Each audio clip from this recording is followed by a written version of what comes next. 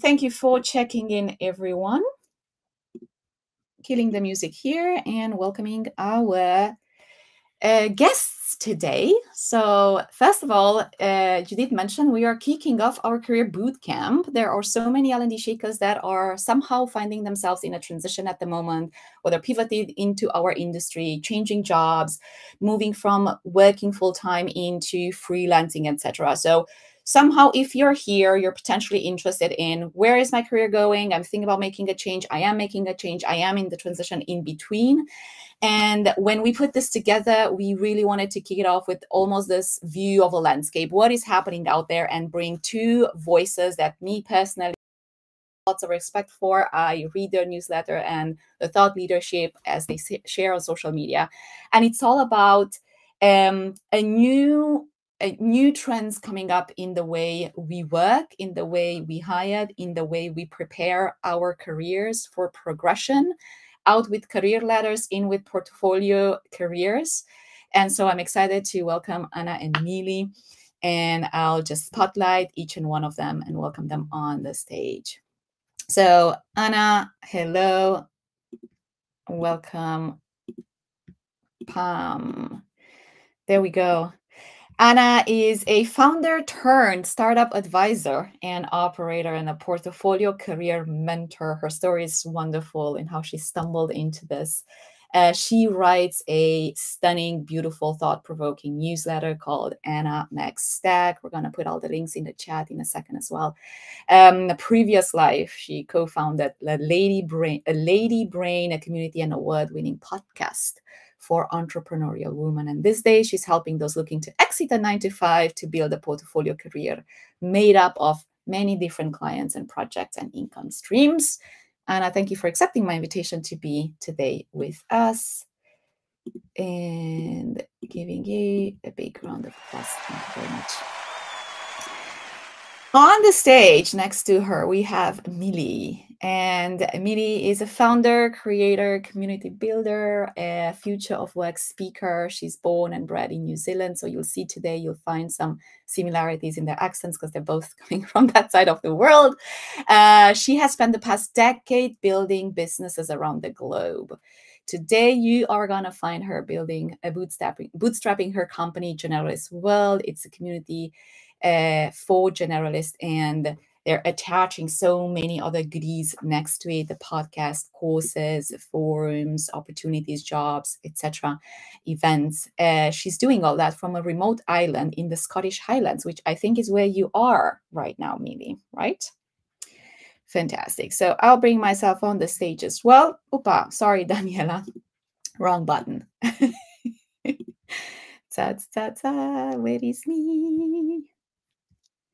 Okay, I'll do that in a second because I can't find myself in the screen. So to kick us off, maybe you want to start by sharing a bit your journey so far, and super fast track, how is it that you got to do the work that you're doing at the moment? I hear a baby there. Okay, let me see. Who wants to kick off? Yes. Okay. That's off. Okay, You guys, Anna, over to you. Cool. Anna Maria, thank you so much. And so nice to see so many faces here. I'm Millie. As Anna Maria said, I'm based on a little island in Scotland, but I am from New Zealand. I left about 12 years ago. And when I was in New Zealand, I actually studied teaching. So I went to university, and so I'm actually a fully qualified teacher. Although I haven't actually really used my degree in the traditional sense. I got my degree and then I moved to Berlin literally one day later, and have been building this kind of weird, but in my opinion, wonderful career ever since. So for the past 10 years, I've worn many hats in businesses, usually the founder, but sometimes the early employee. And that's when I realized that I have this very generalist skill set. But when I realized that, I also realized that people thought that was a bad thing, that it was like, it's unfocused, you're scattered, your experience is everywhere. And I completely disagree with that. I think it's a really valuable thing, particularly in the times that we're living in. And so for the past 2.5, nearly 3 years, I've been building Generalist World. And really excited to be here. I'll pass over to Anna. Hi guys, lovely to meet you all as well. I have a pretty squiggly career, I think really you call it, but I have had a bit of a random career where I've jumped around quite a lot. So the party story that I always tell is that my entire ambition all throughout when I was a kid and when I was at university was to become a spy. And I was pretty heavily going down that path. So I was studying politics and international relations and psychology and history and all that sort of stuff at university alongside business. And in my last year of university, went through a 10-month-long recruitment process with one of the intelligence agencies in Australia. And I got through to the very last round, like the very final round of a 10-month process, and thought I was like a shoo-in, thought it was going to happen, and bombed out at the final round. And unfortunately, they don't give you feedback. They don't tell you why. And I was totally gutted and devastated. And I was like, what am I going to do next? And so I kind of fell into a few different roles. My first role out of uni was actually with Uniqlo, the Japanese retailer. And I was part of the team to launch Uniqlo in Australia as my first job out of uni, which was pretty cool. Had a couple of random detours, ended up at Mecca, which is, Millie, you probably know because you're a Kiwi and close to Australia, but Mecca is basically Australia's version of Sephora. So really, really massive beauty retailer. And I worked there with the founder for almost 5 years, leading their kind of customer experience and innovation team, which was an amazing job, traveled all around the world, worked on some really fun projects. And in 2017, I got the entrepreneurial itch. And I was like, I'm done with working for someone else. I want to start my own business. And that's when a few friends and I started what was originally a community and then spun out into kind of an educational platform and podcast called Lady Brains. And so I did the founder thing for 4 years full time, and it was great. It was very tough. I went all in on that business 6 months before COVID. We lost 100% of our revenue, and it was just very much this case of like trying to keep things alive over that period. And 4 years in to full time, I was like, you know what? I want to do something else. And I didn't want to go all in on anything. I didn't want a full-time job. I didn't want to be a full-time founder. I wanted to do lots of different things. I'm a generalist like Millie, and I was like, I have lots of different skills. I'm interested in lots of different types of work. And so I sort of just happened upon, I sort of created this work structure of lots of different types of work. And I didn't have the mental model of portfolio career back then, but I was consulting, I was contracting, I was writing, I was advising, I was doing a whole bunch of stuff. And now I talk about building portfolio careers, which is exactly what I've done. So yeah, a bit of a weird career journey, but it's been great. Fantastic. So we've got the queen of career portfolios with us, Anna, and we have the queen of generalist world, Julie here. And so I think my first question or curiosity here is, what is a portfolio career and what does it mean to be a generalist? And also, as you answer that, how do they overlap? Are they the same? Do they overlap? Are there any similarities? If I'm a generalist, do I need to have a portfolio career? Having a portfolio career, does that make me a generalist? How do you see that overlap? And so for everyone in the room, as you're thinking about that, remember, if you have questions, put them in the chat. But also what Anna said with her first, what she wanted to be when she grew up, she thought she's going to be a spy. I really wanted to be a monk and live in a monastery. And so I always find it very interesting when people share what they were dreaming of becoming when they were kids. So maybe you can start sharing that in the chat so we have some fun. All right, back to the conversation, portfolio career generalist. What is it? What is each? And how do they overlap? And who wants to take it away? I'll define portfolio career first. So to me, a portfolio career is a work structure that's defined by lots of different types of things. So traditionally we think about having a 9-to-5, your core income stream is your salary, you have a full-time job, or like me, being a full-time founder and really throwing everything that you have into your business or product or service. A portfolio career to me is made up of lots of different types of work and lots of different income streams. So if I think about my portfolio career, I contract and consult for startups. I also do advisory work, particularly in the beauty space, because that's my background. I do one-on-one mentoring for people that also want to kind of exit the 9 to 5 and have a portfolio career.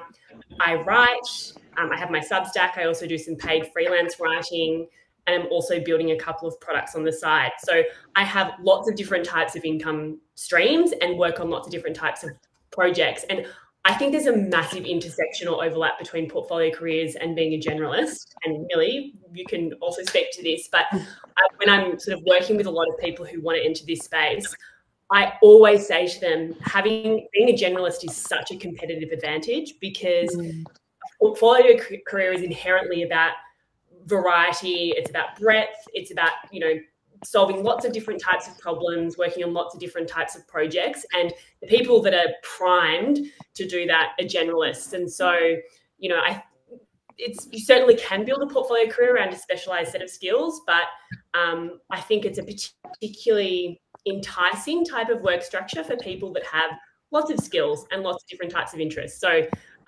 massive overlap, in my opinion. Yeah, I would completely +1 that. And in some ways, like as Anna was speaking, I'm like, is this just inevitable?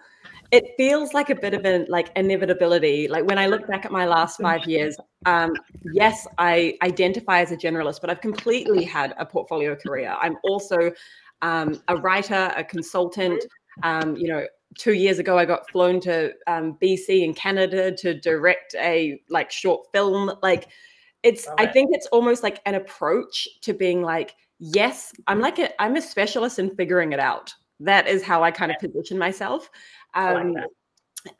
So when I think about the definition of generalist, I kind of almost cringe into my woolly jumper, because it's so difficult to define. And if you asked me 3 years ago versus now, I'd have quite different definitions. So I think the first thing is, when people say, a generalist is a jack of all trades, that's the thing I'm really trying to get away from. A generalist is much, much more than a jack of all trades. A generalist is someone who has a super broad skill set, but that isn't to say they don't have some specialities. And this is where it gets a little bit like your brain starts to melt. So for example, within generalist world, we have people who on paper are deep specialists, but they self-identify as a generalist. We have neuroscientists, PhDs, who are like, yeah, I have this speciality, but the way that I approach my career, the way that I approach the world, frankly, is a generalist mindset. And maybe to put this into a concrete example, I hosted a meetup recently in Utrecht, actually, in Holland. And I met a wonderful woman there who had just graduated with her PhD in a really long word, super specialist. And I was like, so why are you here? Do you know this is the generalist meetup? And she said that when she got that title after, 10 years of study, and she finally got that title, she felt herself go, oh, heck no. I don't want to be put into a box. I'm so much more than this one teeny tiny title. I have so much more to bring. I have so much more to give. And I know we're going to get onto the topic of how this fits into the future of work. But I think the sooner we can start allowing people and encouraging people and creating the systems and structures for people to actually thrive in this kind of skill set, the better it is for everyone. The happier workers and employees and portfolio careerists will be, and the more innovation organizations will be able to leverage as well. It's interesting though, because I think none of the two concepts, let's say, are new. It's nothing revolutionary, state of the art, something that has not been seen before. And yet both of you have started talking about these things and putting it into the world, and it resonated with so many of us.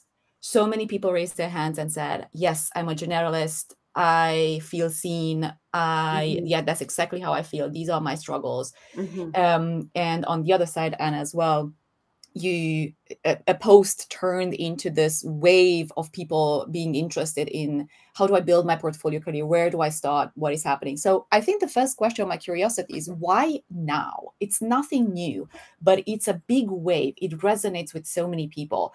What about the world right now is a fertile ground for us to be looking towards building the portfolio career, and finally finding the courage to go and pursue all of these little passion projects and interests that we have alongside something we've done so far. What would you say? I can kick us off if you like, Anna. Go for it. I think the first bit is that no, it's not new, but what is new is that the stigma is being removed. I can't fully speak to the portfolio career side of this, but I can definitely speak to the generalist side. Like when I started flying this flag and saying, hey, I think I'm a generalist, it was not sexy. It was not cute. Like people were like, that is not a good thing. You should not be shouting about that. And so it's been a few years of like pushing back against the grain. So the term generalist is not new, but seeing in a positive light is new. And so that's, I think, where I see the difference. And when I think about the why now, it comes back to that inevitability piece. It's like, I don't know if you all saw the other day, the CEO of HubSpot, Dharmesh, posted a short video. It was a demo of AI using software. And it was like along the lines of create a 90s style retro website. And then AI went into the different like Webflow, and like it was the first moment the penny dropped for me that, oh, AI is not just going to be like a little co-pilot. AI is going to be used just as good as humans, and not like in 5 years, but today. And so when we think about the context of what does that actually mean for businesses, for employees, for portfolio careerists, it means that how do you stay competitive? How do you show your value? Yeah, like we're in a world where AI is so sophisticated, so fast, so cheap. How do you stay competitive in that landscape? So I think that's a big, huge like green flag for why having this like diversified, adaptable, resilient career is just a really, really wise choice. 100%. I completely agree with that. And I think in addition to sort of the AI kind of macro trend, I think from a portfolio career perspective, it's a bit of a hangover from COVID. I think pre-COVID, we were very much in this sort of glamorization of entrepreneurial, like the girl boss, gold rush of entrepreneurship. And I absolutely bought into that. I was like, I want to be a founder. And there was so much enthusiasm around the entrepreneurial movement, which is amazing. And I think, COVID, lockdowns, remote work, everyone was burnt out. I think, so many systems, instructions and ways of thinking about the world broke. And I think a lot of people emerged off the back of COVID being like questioning their career choices. For me, it was questioning the choice around giving every dollar that I earned, every ounce of energy, all my blood, sweat and tears into a business. I was questioning that choice. A lot of people, I just did a really big piece of research around portfolio careers, and a lot of people that I spoke to who were in this, executive level, even, ICs working, in big businesses were like, I've been, chasing this ambition of being promoted and promoted and promoted. And I got there and I'm burnt out and I don't want this life. And one of the things that has been really amazing as I've spoken about portfolio careers is that so many people have reached out to me and been like, oh, this is what I want to do, but I have so much shame around wanting to step off the corporate ladder. People don't understand the concept. Is it a cop-out if I decide to leave my sexy job at a sexy brand to kind of do my own thing? And a lot of people didn't have the mental model to understand what a portfolio career was. And I think like part of my mission is really rebranding this type of work structure into one that is not a step backwards, one that is aspirational and actually can give you a lot of the different things that you want from your work. So I think I think there are lots of reasons, but it definitely feels like there's a moment, and, people are kind of wanting to define their work and their life in a way that makes sense for them, which I think is exciting. So I think it's time to, and maybe we start there, and we stick with you, because some of us you had this almost like aha moment, wake up, like I'm giving it all to my business. There are many of us that are feeling I'm giving it all to my employer and maybe I don't feel the appreciation coming in return. And many of us feel dissatisfied and we're looking for a change. So I hear this topic, it's career portfolio. It sounds to me like something that is very smart to do, playing on don't put all your eggs in the same basket thing, which is kind of as old as the world. So we know that. And yet my question is, how do I start? I'm a random person. I am running my own business, but we have so many people in the room that are in a full-time role that they feel unsatisfied with. So how do we start? It seems quite complex. It seems a lot. It's like, okay, I'm putting different things, but how do I know where, like, what should I explore? And also, how do I start when I am potentially still stuck in a business, still stuck in running my things, still in a full-time job because I need to get I need the money and I need to put bread on the table. So what are some little experiments and how does that process start with someone? It's a great question. I probably field this question at least once a day. And it's interesting because there's no one starting point. I think everybody's portfolio career journey or business building journey starts in a different way. But one of the things that I always advise people to do, and this is what you can do this when you're in a full-time job, you can do this if you've got a business or if you're employed or whatever it might be, is for me, the root of every opportunity comes through a connection. It comes through a conversation. And I think about it like I'm a very big framework person. I think about it and I, come from sort of a sales and marketing background. I think about it in terms of how can I, like an inbound and an outbound strategy. So from an outbound point of view, it's like, how can I directly reach out to people and build my community and build my network and have conversations with people, whether they're peers, whether they're hiring managers, executives, founders. How can I have lots of conversations with people broadly and gather data points about A, is my skill set in demand? B, what problems are these types of businesses solving? C, is this something that I feel like I would enjoy doing? Like there's a real sort of data gathering phase that I always tell people to start with. And I think it's a really important place to start because I think a lot of people, I'm not of the mind that build it and they will come. I'm not of the mind that, create this really fancy website and a fancy offer and put it out into the world and hope it sells. I think about it from the perspective of how can I gather as much data as I can to kind of help inform the next action, the next conversation, the next decision. So really it's a case of having lots of conversations, reaching out to lots of people and gathering data. The other thing that I think is really important if you're wanting to build a portfolio career and actually is like a force multiplier is the importance of building an online brand and a personal, a reputation. And for the most part, when I'm working with people, they're, consultants or contractors. And I just say, focus on LinkedIn. Like that's all you need to focus on.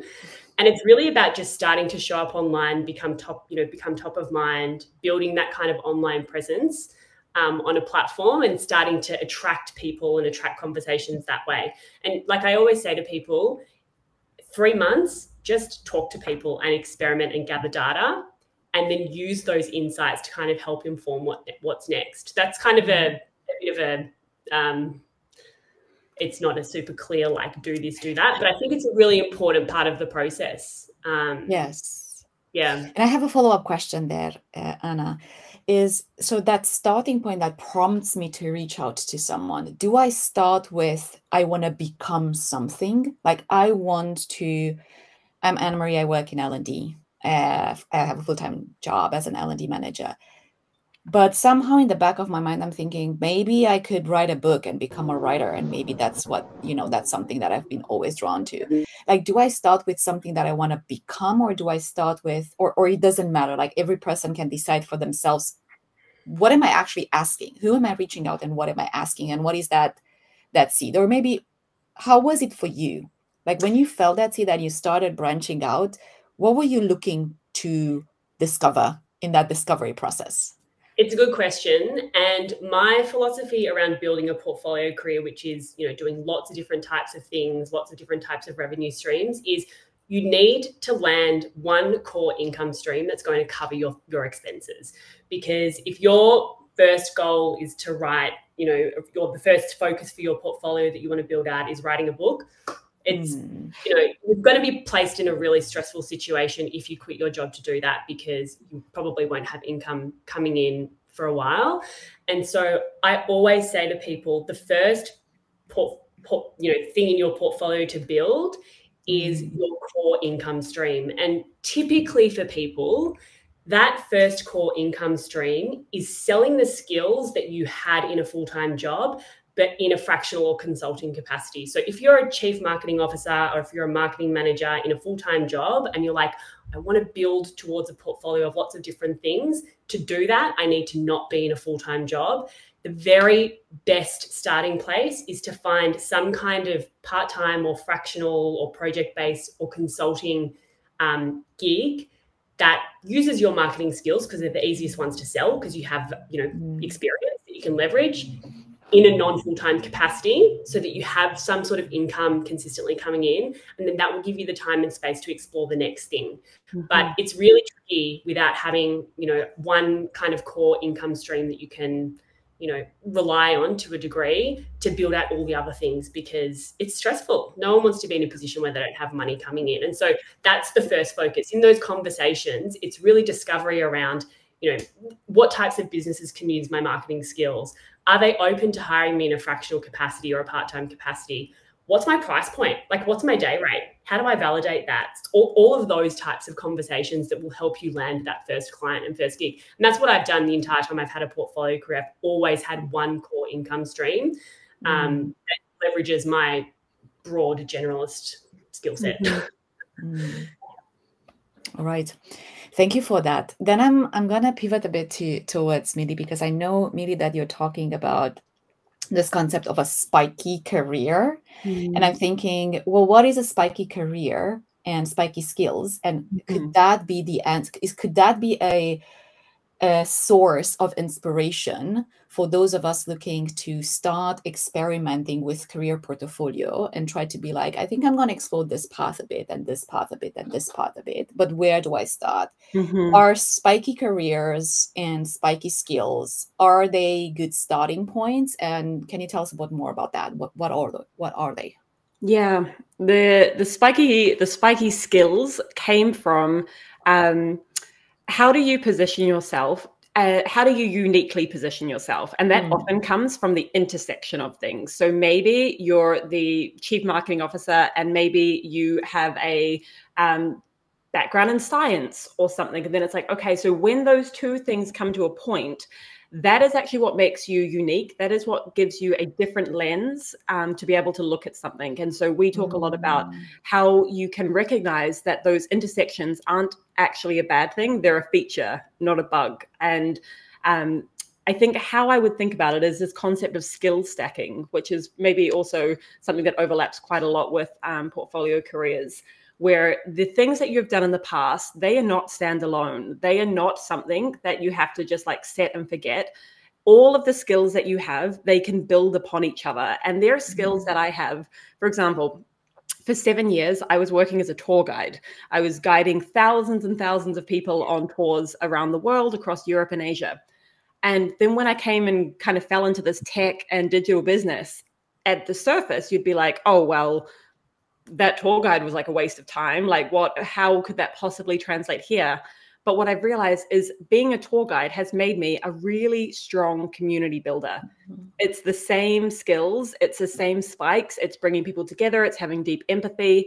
It's creating experiences. It's all of these things. And so it's just another frame of looking at your skills that I think to Anna's point, there is kind of this stigma or this like shame around like, oh my gosh, imagine I'm going to leave the one path that I was on, when in reality that shame should not exist.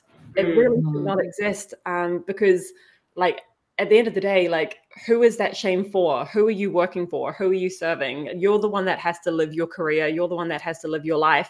If you're worried about strangers on the internet, on LinkedIn, being like, oh, wow, they like pivoted.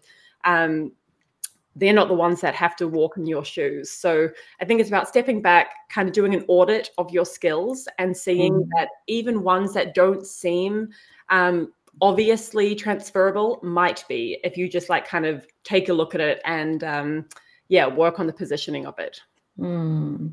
So as an exercise, let's say I imagine taking some time with myself, a sheet of paper, and going back to, okay, what did I study?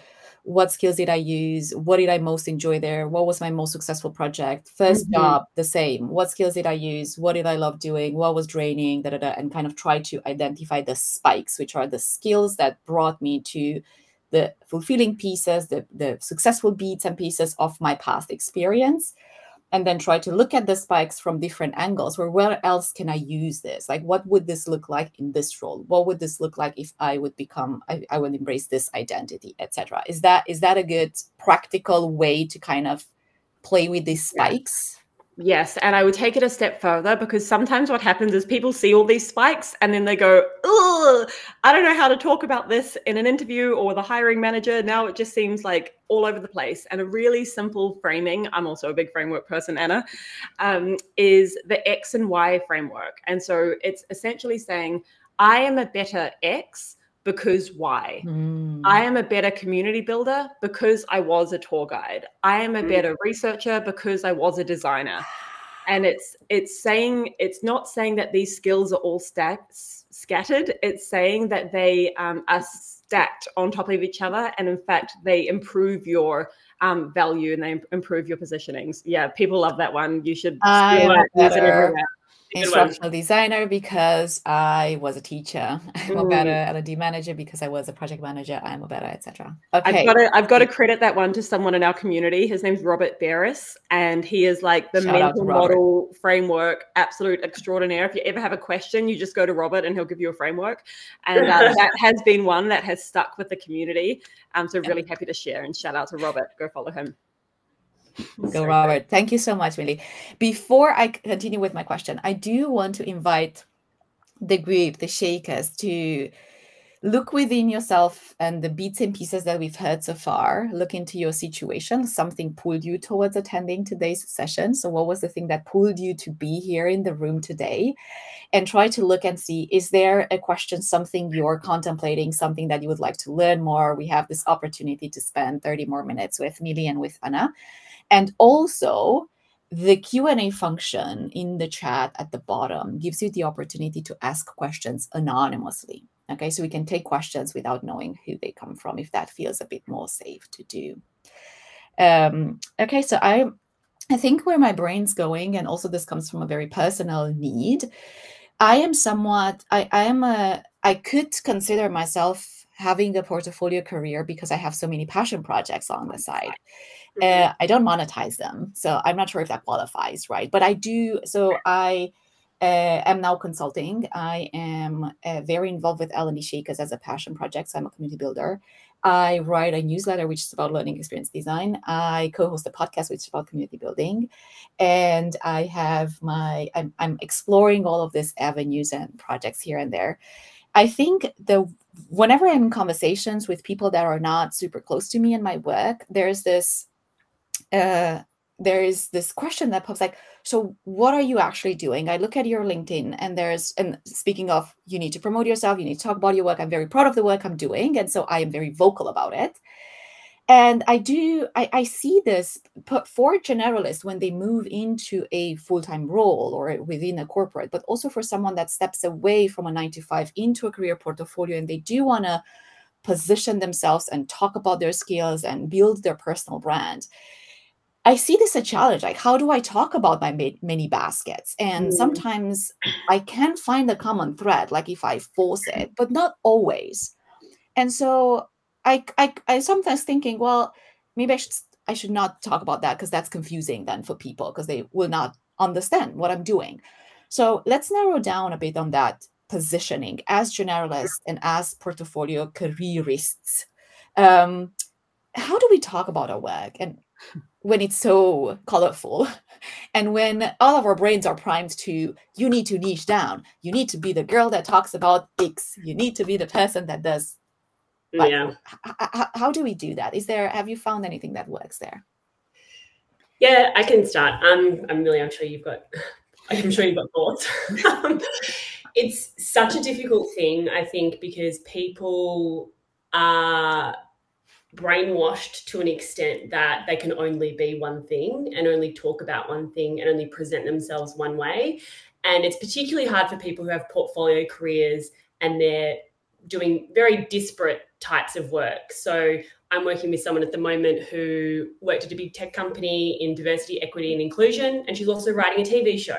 She's like, how do I talk about these different things? And I sort of have two conflicting points of view on this. The first point of view, and what I talk about with the people that I mentor, is there's always some kind of anchor that can anchor your positioning. And the anchor can be lots of different things. For a lot of people, it's sort of a core purpose that sort of manifests in lots of different ways. For some people, and particularly myself, it's centered around a problem I'm trying to solve. So even though I do lots of different types of things, at its core, the problem I'm trying to solve is to help people start businesses, whether it's a funded startup in tech or whether it's an individual wanting to transition out of a 9-to-5. And that's kind of the anchor that kind of, it doesn't directly connect, but it anchors all the different things that I do. And, there's typically some kind of anchor, whether it's the solution, the type of problems that you solve, your capabilities as a portfolio careerist that you apply to lots of different types of work that can anchor how you talk about your work. And really, positioning is just the story that we tell. It's how we frame what we do to the rest of the world and to ourselves. And really, you can craft a narrative to present yourself in any way. It's just, what is that kind of core anchor that sort of, that holds all of the different parts. So that's one framework that I use with people and one point of view. But my other point of view is actually you don't necessarily need one. Like, I think that people are smarter than what we potentially give them credit for. I think if you're talking about, I'm working with another guy who's got one AI startup and he's got a digital marketing agency, and he's like, how do I talk about these two things? People are going to be, think that I'm crazy. And it's like, actually, just talk about it. Like, people understand that you run two businesses. Post about it one business on Tuesday, and post about the other business on Thursday. Like, that's okay. And people, I think people are not really looking that closely, to be totally honest with you. But second, like, they can kind of hold two parts at once. So they're totally like conflicting theories, but I think they're both true, to be honest. And that's how I think about how I present myself as well. Yeah, and like, to the point of how important personal brand is, like, that's why Anna and I are here right now, because we post on LinkedIn, we cross paths sometimes on TikTok. Like, we've created these brands, and the way I think about brand is a way of building trust at scale. And so if I am not being true to myself, I would just be talking about one teeny tiny thing, and that would be that. But it's because I bring, and I'm going to put a conflicting point here, but it's because I bring all of these different angles and lenses of the work that I do. For example, this week I've talked about how I was advising the Scottish government for the National Islands Plan. I've been on a bunch of different panels. I've been writing. We're purchasing a church on the island to turn into a local shop. I talk about all of that. The conflicting part of that is there's this kind of like prevailing wisdom, which you always have to question, prevailing wisdom, that you should bring your whole self to work, or you should bring your whole self to your personal brand. Heck no, bring whatever you want. Like, you have full autonomy and full agency to bring the facets that it's creating this picture and it's creating this positioning. Like, for example, I just have a hard rule. Like, I don't talk about my relationship. My husband, like, it's a completely separate thing. That's a sacred thing for me. Even kind of my life, I've gone a little bit further away from talking about as my profiles got a little bit bigger. I kind of had to stop and question and be like, do I want to be airing? How much do I want to be airing? And it's a point that you can change. Like, instead of this, again, prevailing wisdom of niche down, I like to think of it as what you're known for And I have a framework called known, own, and tone. So instead of niching down and being like, I only talk about B2B marketing for Series C, just raise money. It's like, okay, what are the 3 things I'm known for? That might be bootstrapping. It's probably generalists, and it might be community building. And there's going to be different subsets in there. And not only am I known for them, I own them. I go hard on the flying the flag for, I think it's a fantastic thing to be independent and to be a bootstrapper. I think generalists are incredibly valuable, etc. So I really own them. And then I also kind of obsess over my tone. I am like the opposite of a micromanager, except for when it comes to the tone of our content, because it matters so much. And this, I want to just double underline it with AI. And everyone's like, oh my gosh, it's so easy to publish content now. Yes, but when you start getting really away from the tone that people have come to know and trust, that starts to be when trust degrades. So I would just give like a small warning that use AI, absolutely use it it's my sparring partner. I use it increasingly every day, but I will never let it change the tone, because in the digital world, that's all we actually have.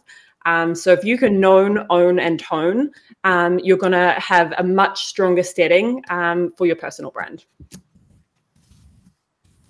Love that. Own, and tone. All right.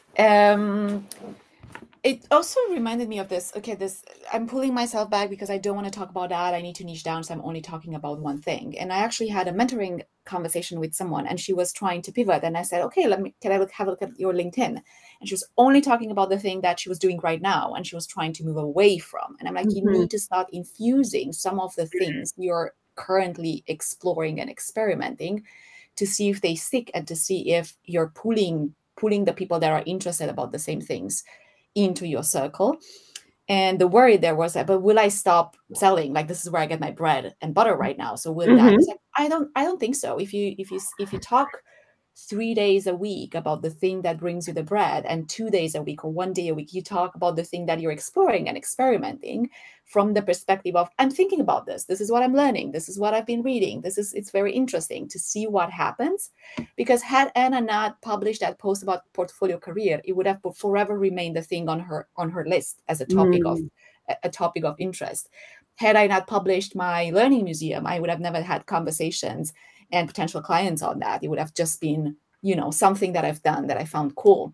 So I also think that this talking about things is almost, these are the very mini experiments we can do when we build our portfolio careers, to see, well, does something come back? Like, does it resonate? Does it stick with someone? Thank you very much. We have so many questions in the chat, so I'm going to pull them out. First, it's inspirational to hear about how having a squiggly career can be something to celebrate, and which can be successful. I have a very squiggly career, and I'm looking for my next role, which I'm hoping to be in a proper L&D. In the past, I've struggled to articulate how my background makes me an asset. Do you have any advice for how to articulate the squiggliness being a strength over other candidates that have a direct route and have that typical, I've been working in this thing for 10 years. I know what I'm talking about. I'm happy to start with this one. A pattern that I see again and again is that if you have a squiggly career, your CV probably doesn't make much sense. And you are fighting an uphill battle by throwing your CV in the ATS hole. With people who have a more specialized linear, it makes sense. You're like, okay, this is the traditional path. So that's kind of just the first thing, just to name that it can be harder to make your CV make sense on the surface. However, what the pattern I've noticed is that when someone with a squiggly career gets their foot in the door and they're able to have a conversation and explain to someone that isn't on an A4 piece of paper, their chances of success exponentially go up. And this is kind of to Anna's point about the network. If you can, I would start creating these links, putting your name, like the ideal goal is to have people mention your name when you're not in the room. That's kind of like the dream. But how you start to do that is by making these connections. And it could be like coffee chats or, and I think there's something to like being quite thoughtful about who those chats are with. I think we're all burned out from being on calls all day. So it's not like I'm suggesting go and speak to everyone who's in L&D. It's like be really thoughtful about the people that you would like to speak to. And when you reach out to them, like tell them like that you've been really thoughtful about this. Like the amount of messages I get with people being like, can I hop on a quick call with no context? I'm like, no. Sorry. So you're going to get a much better chance of having people say, yes, I'm keen to help you. If you show them that you've done your research, that you have chosen them, like people have egos, right? Like, you know, fluff them up a little bit. And then when roles start to come up, that's when you can start to come in what I would call like the side door rather than the big pile of 1,000 people have applied via LinkedIn. I also think it's about highlighting your adaptability. Like I think people who have squiggly careers, who've worked in lots of different types of contexts, solving different types of problems, different size businesses, you know, working on projects that have really vague briefs or whatever it might be. Like I think having the experience across lots of different types of businesses and environments and types of roles is valuable when you can communicate kind of your adaptability and your ability to thrive in ambiguous situations. And, you know, perhaps there are certain types of businesses that value that over others. Like I know in the startup space, being a generalist and having a squiggly career and being able to operate in ambiguity is like a core like trait that founders look for. Perhaps, you know, more so than later stage businesses. I don't know that for sure. But I think there's a way, again, like I just think of positioning, selling, everything is about the story that you tell. And if you can figure out kind of what are those core kind of things that that you have that somebody else might not, who's had a more linear career path, it's like emphasizing those points. Yeah. Thank you very much. I'm bringing also Allison's question. Let me see. Duke.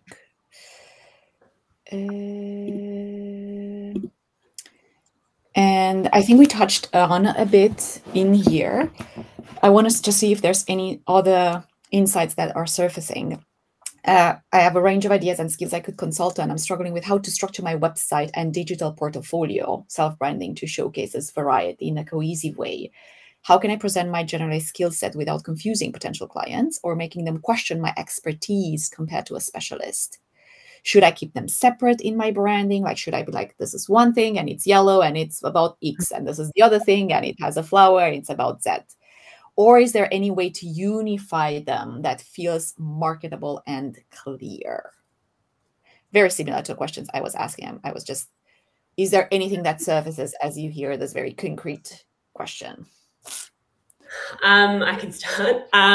So I think the most, like I think I said before, the force multiplier, the most important thing you can leverage in terms of building a portfolio career, particularly if you're self-employed, is your personal brand. You don't want to segment that personal brand into multiple websites, multiple channels. It is hard. It's doubling your workload.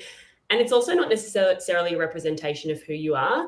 Sure, you might be a marketing manager and people are coming to you because you have marketing skills, but they're actually coming to you because you're a human being that they've seen post online or they connected with in an interview or whatever it might be. And so I'm very much not a fan of segmenting out different types of work and income streams, etc. If I think about how this actually manifests on a website, and I mean, you can kind of look at my website, I've sectioned it out according to the type of work I do and the customers I serve. So I have my homepage, which is sort of about Anna Mackenzie, the individual. I have a little tagline that says, I'm a founder turned startup advisor, portfolio career mentor and writer. I promote my newsletter, whatever. And then I have a services page, which is geared all towards my consulting and contracting work. I'm speaking to founders of pre-seed to Series A startups. I'm talking about the strategic projects I've worked on, all my case studies on that page speak to my consulting work. Then I have another page, which is mentoring, and that's geared totally towards people who are looking to build portfolio careers. I have testimonials and reviews from my mentees. So it's basically building 2 sales pages for 2 different types of customers. And, you know, I've seen a lot of people kind of segment in terms of the services they offer for businesses, the services they offer for individuals. Like, I think there's a few ways to splice it, but I would say you're one human, you're multifaceted. Even if you do different things, I think you should market yourself as one individual rather than separate. That's my take. Yeah, I would strongly agree with that. I think the only kind of thing I would add on is that your website is just one asset. So it is one part of your portfolio. And so this is where it comes, like, that's kind of like almost the thing that people might like, it's the conversion point, right? They'll either subscribe or book a call. But there is so many touch points in and around that that make up the whole view of who you are. One thing I will say from like the founder perspective is, if you want to work with someone, the best way to do that is to do the hard work for them. So for everyone that I have hired, it has all been inbound, and they have come to me and said, hey, I can see a gap. The podcast is a great example. I got a DM one day from Lindsay, who she was like, hey, you're creating all of this amazing content, but there's a huge gap for audio content. I have a background in podcasts. I have a guy, an audio engineer, who's going to set you right up. And she did all the hard work for me. And it made it so easy to be like, I can take a bet on that. And now Lindsay is a partner at Generalist World. So like sometimes you just got to get your wedge in. And yes, that does involve doing the thinking for the founder or for the leadership team. But then it can pay off in dividends. Fantastic. Thank you very much. Let me pull 2 questions and compile them into one, because they're about different people and different transitions, but the idea is very similar. I want to transition from digital marketing to L&D. I'm passionate about training and coaching. What is my first step? And then very similar, my husband is looking to shift from IT networking to cybersecurity. It's very challenging because people still expect a lot of experience in that field. So we're talking about a relatively potent shift in career. What are the first steps to start exploring, so we don't freeze in this? I want to do that, but I don't know what to do. The first thing that kind of gets the ball rolling for any type of transition. I get that these questions are very specific, and you might not know IT or marketing, L&D, etc. But if there's someone that wants to do a drastic pivot, where can they start? Where would you push? What would you do? You want to start, Millie? Yeah, sure. I think if I was to make a drastic pivot, the first thing I would want to do would be to have some kind of foundation of community. So the reason that people make these really, really big leaps in Generalist World is because they have the psychological safety and the people around them to be like, hey, this is possible. So I think the very first thing is realizing that, hey, this is actually possible. And that's so much easier to do when you have your people around you. The second thing I would do would be try to find 3 to 5 people who have done something similar. Like, you don't have to reinvent the wheel. 90% of the time, you don't have to reinvent the wheel. So many people have made pivots and shifts. And if you can learn from exactly what they did, the key levers or the shortcuts that they did, that could also shortcut your own journey. So I'd say community and people would be my big starting point. I can talk about it in the context of a portfolio career, I guess, and being self-employed. And I think about, my own experience.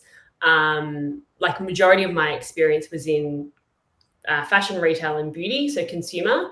And when I went out on my own, and I was doing consulting in those spaces, retail, consumer, because that's what I could sell and that's what I knew. But I was like, I want to get experience in tech, and I had 0 tech experience. And so I very intentionally sort of started looking at businesses, tech businesses who were obviously in tech, so a different field, but were speaking to consumer brands and fashion retailers and beauty businesses, or who those brands were their customers. So I had some sort of relevant overlap and experience, and that's how I sort of got my in tech. And now I've been able to leverage that to land further tech clients.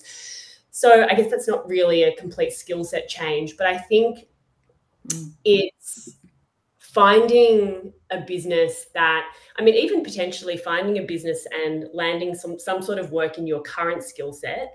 And then once you're in there, they understand how you work, they've established, you've established trust. It's then about going, well, how can I actually, in the same environment, sort of do something else within the business, a different type of project, or coaching and development of the team. I think that's kind of true for a full-time job as well. Once you're in a business, you have more leeway to expand what you do, rather than trying to pitch yourself in a different role with a different skill set to a new business. So yeah, I think that's sort of what immediately came to mind for me. Because these are very specific things. Something that surfaces for me personally is I want to move from digital marketing to L&D. I'm passionate about training and coaching. Well, where am I now? Have I what does passionate about training and coaching mean? Have I give it a go? And I see that I have an inclination, it comes easy to me. Do I have a certification that I can put forward? Specifically for coaching, I think it's very common for you to do a coaching certification to get the skills. It's a very particular, quite sensitive type of work. And have I immersed myself? Like for me, I think personally, every time I tried to get a new set of skill, make a transition, pivot into something, the first thing was, how do I immerse myself as fast as possible to see if I really like it, or it's just I'm fantasizing about the thing? How do I know that I like it? The same with cybersecurity. I want to make that transition. Do I have the hard skills? Can I do that? Let's imagine that tomorrow someone says, okay, from marketing to L&D, from IT infrastructure to, can I do the work, or do I have resources to learn and be up to speed fast? Because for me, when I pivot, if I ask myself that question, I was like, no, I wouldn't. If tomorrow miraculously someone would say, okay, Pam, you're a facilitator today, I was like, okay, but I'm missing XYZ. Start to build on those things so that if tomorrow someone pulls you by the hand and says, this is the thing, you're ready. And in the process of getting ready, talk about it, and that's how you open the doors. In getting ready, you're going to create the opportunity as you move towards it. And just to add on to that, it can feel terrifying, right? To be like, oh my gosh, I'm going to do this to this. It can feel like a really scary leap. But maybe something that can help make it feel a little bit less scary is you don't have to convince the world that you can do this. Oftentimes you have to convince one person. So when I made the leap into tech, I had to convince one CEO, and I did a pretty good job of convincing her that I have the skill set to be able to do this. And when you realize, oh, it's just one person that I have to get past, then it doesn't feel so overwhelming and like debilitating. It feels very possible. Thank you very much. I look at the clock and we are 2 minutes over time.